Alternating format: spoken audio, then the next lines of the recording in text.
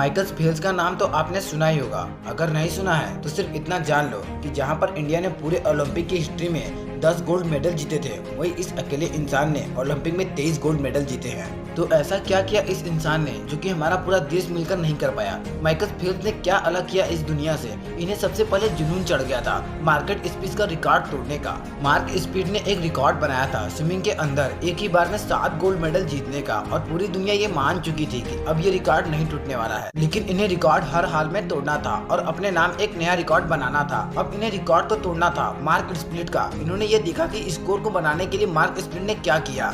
Mark split ने 4 साल तक डेली 8 घंटे तक प्रैक्टिस करते थे, तो इन्होंने निश्चय किया कि हमें 4 साल तक 8 घंटे नहीं बल्कि 12 घंटे तक प्रैक्टिस करूंगा। इनका कहना ये था कि जब मैं प्रैक्टिस कर रहा था तो मुझे डाउट था कि सेकंड और थर्ड पोजीशन पर कौन आएगा। खुद की मेहनत को देखकर इतना आत्मविश्वास, कॉन्फिडेंस ऐसे ही आता है। दुनिया को कुछ पता हो या ना हो, हमें सब पता रहता है कि हमने क्या किया है और कितना किया है, और उसी के बेस पर हमारे अंदर कॉन्फिडेंस डेवलप होता है। और यहाँ तक तो ठीक था, लेकिन बीजिंग के ओलंपिक से ठीक पहले इनका हाथ फ्रैक्चर हो गया था। डॉक्टर ने कह दिया था कि अब तुम बीजिंग ओलंपिक में पार्टिसिपेट नहीं कर सकते, और अगर ये तुम्हारा हाथ सही हो गया तो क्या तुम इसमें वो पहली वाली बात रहेगी? लेकिन इनके दिमाग में भूत सवार था मार्क स्प्लिट का रिकॉर्ड तोड़ने का। और जब इंसान के अंदर इतना जुनून होता है ना, तो वो किसी भी चीज को लेकर अपने आगे मुसीबतों को नहीं रुकता।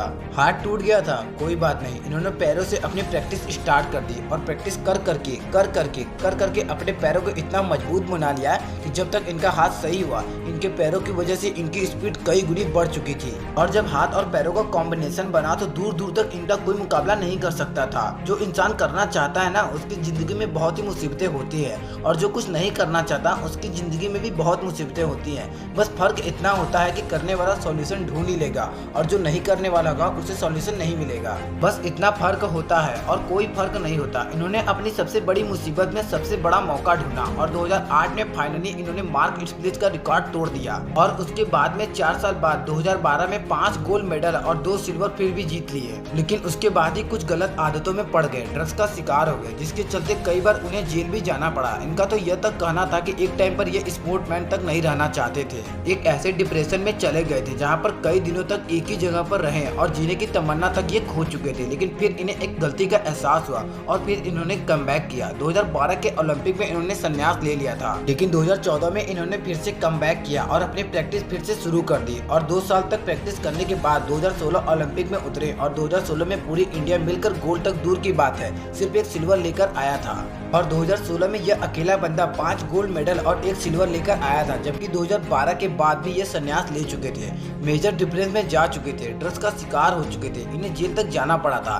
लेकिन इनकी प्रैक्टिस लाजवाब थी। इनकी पुरानी प्रैक्टिस इनको बहुत ही काम आई। इन्होंने 6 साल तक बिना एक भी दिन छुट्टी लिए, चाहे बीमार हो, चाहे कोई फेस्टिवल हो, चाहे किसी की शादी हो, चाहे किसी का बर्थडे हो, कुछ भी हो, बिना एक दिन का हॉलीडे लिए 6 साल तक लगातार इन्होंने 12 घंटे की प्रैक्टिस की थी। बाकी एथलीट हर हफ्ते हॉलीडे लेते हैं, दिन में 4 से 5 घंटे, 6 से 7 घंटे प्रैक्टिस करते हैं। ये बिना हॉलीडे के ही 12 घंटे प्रैक्टिस करते थे। बस फर्क इतना था इनमें और बाकी एथलीट में। माइकल फेल्प्स कहते थे कि फर्क नहीं पड़ता कि आप कितनी बार गिरे हो, फर्क नहीं पड़ता कि आप जो कर रहे हो वो कितना मुश्किल है। अगर आप सच में उस काम को करना चाहते हो तो ये जिंदगी आपके सामने कितनी बड़ी बड़ी चुनौतियों को लाकर खड़ा क्यों ना कर दे, उस काम को आप कर जाओगे।